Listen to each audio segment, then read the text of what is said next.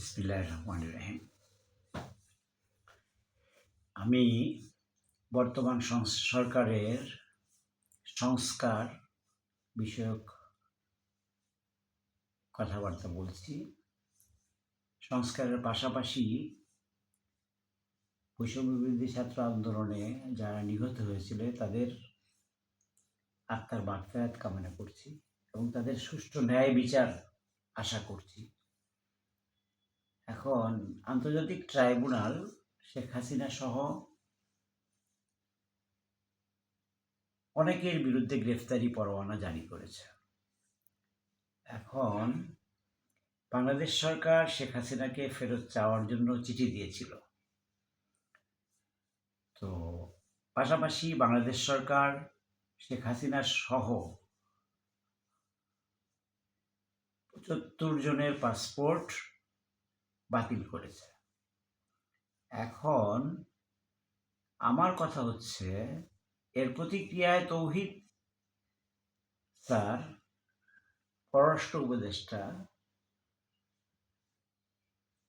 উনি জানলেন যে হাসিনার পাসপোর্টের মেয়াদ ইন্ডিয়া তাদের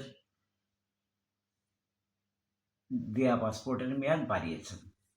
এ ব্যাপারে পররাষ্ট্র উপদেষ্টা বললেন যে আমাদের কিছু করার নেই। আপনি ভেবে কথা বলুন। আপনি পররাষ্ট্র উপদেষ্টা, পররাষ্ট্র নীতি যদি না বুঝেন তাহলে পদত্যাগ করে চলে যান, কিন্তু ভেবে কথা বলুন। আমাদের দেশের সঙ্গে ভারতের বন্দি বিনিময় চুক্তি ভালো করে পড়ুন, দেখুন সেখানে কি লেখা আছে, কোন ক্লজে শেখ হাসিনাকে ফেরত আনা যাবে সেই ক্লজ নিয়ে ভারতের সঙ্গে কথা বলুন। আর দ্বিতীয়ত, শুধু শেখ হাসিনা নয়, অন্তত বাংলাদেশ থেকে কোটি কোটি টাকা লুটপাট করে বিদেশে পাচার করেছে এমন 500 থেকে 600 আওয়ামী লীগার বা আওয়ামী লীগ সমর্থিত লোক ইন্ডিয়াতে আশ্রয় নিয়েছে বা ভারতে আশ্রয় নিয়েছে। তা আপনি সবার তালিকা তৈরি করে ভারতকে দিন এবং শেখ হাসিনাকে 1 নাম্বার রেখে সবাইকে ফেরত চান। যখন আপনি সবাইকে ফেরত চাইবেন তখন ভারত একটা প্রেশার অনুভব করবে। সেই প্রেশারটা এরকম হবে, তারা চিন্তা করবে শেখ হাসিনা ছাড়া বাকি সবাইকে আমি ফেরত দিয়ে দিই, তাইলে বাংলাদেশ অন্তত শেখ হাসিনাকে নিয়ে অতটা চিল্লাচিল্লি করবে না।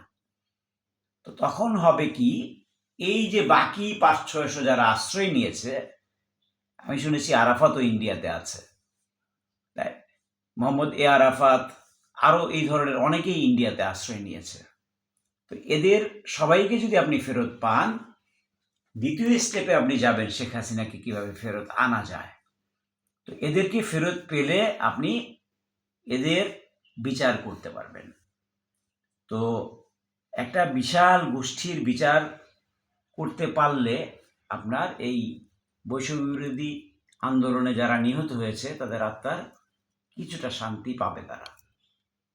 এখন আপনি যদি নতজানিত যদি ইন্ডিয়া পূর্ববর্তী সরকার শেখ হাসিনার মতো আপনার পররাষ্ট্রনীতিও যদি কি ওই দিকে ধাবিত হয় যে আমার কি করার আছে, আপনার কথা বলার আছে, আপনি চিঠি দিবেন, কথা বলবেন, তারা উত্তর দিবে, আপনি আবার তার প্রতিবারে আবার চিঠি দিবেন, আপনি আপনার চেষ্টা চালিয়ে যাবেন, কিন্তু কখনো এটা বলবেন না যে আমি পারছি না, আমার কিছু করার নেই।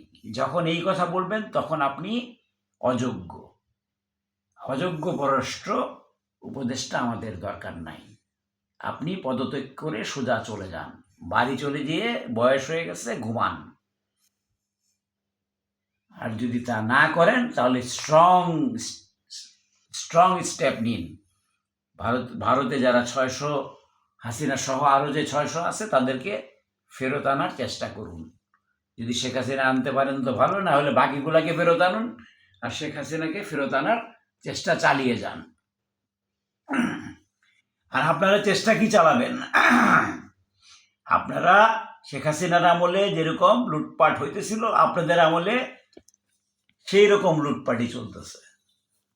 বদলি বাণিজ্য, টেন্ডার বাণিজ্য, চাঁদাবাজি, জিনিসপত্রের দাম বাড়তি, এত অভিযোগ আপনাদের বিরুদ্ধে, আপনাদের তো লজ্জা শরম তো নাই। আপনারা সংস্কার করবেন, কিভাবে করবেন? আপনাদের বিরুদ্ধে লজ্জা শরম নাই তো। লজ্জা শরম থাকলে ফেইলিউর মন্ত্রীরা বিদেশে কি করে? একটা দুইটা বিষয়ে ফেল করলে পদত্যাগ করে। জাস্টিন ট্রুডোর বিরুদ্ধে যতটুকু আন্দোলন হয়েছে তার মধ্যেই সে পদত্যাগ করছে। এরকম ইন্ডিয়াতে অনেক মন্ত্রী আছে সাধারণ সাধারণ জিনিসের দাম বাড়ার কারণে পদত্যাগ করছিল। সৎ লোক নিজের চেয়ার ধরে রাখতে চায় না। যারা চেয়ার জোর করে ধরে রাখতে চায় আমি তাদেরকে সৎ লোক মনে করি না। অসৎ লোক বলবো না, কিন্তু সৎ লোক মনে করি না। সো চেয়ারের চিন্তা না করে সাহসী কাজ করুন, দেশ এগিয়ে যাবে।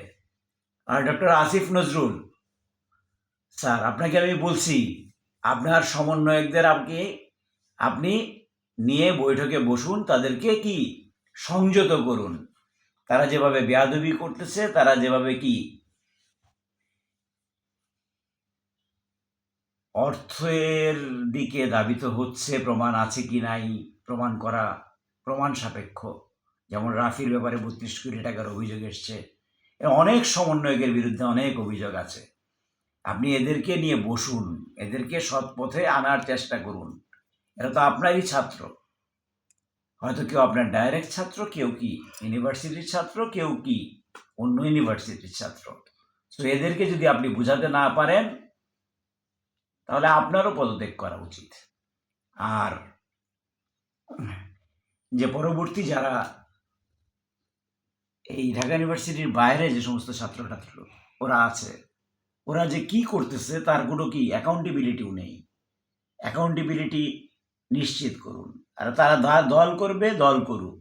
দল করলে আসিফ নাহিদ তারা উপদেষ্টা থেকে পদত্যাগ করে মাহফুজ আলম সহ তারা গিয়ে আলাদা দল করুক।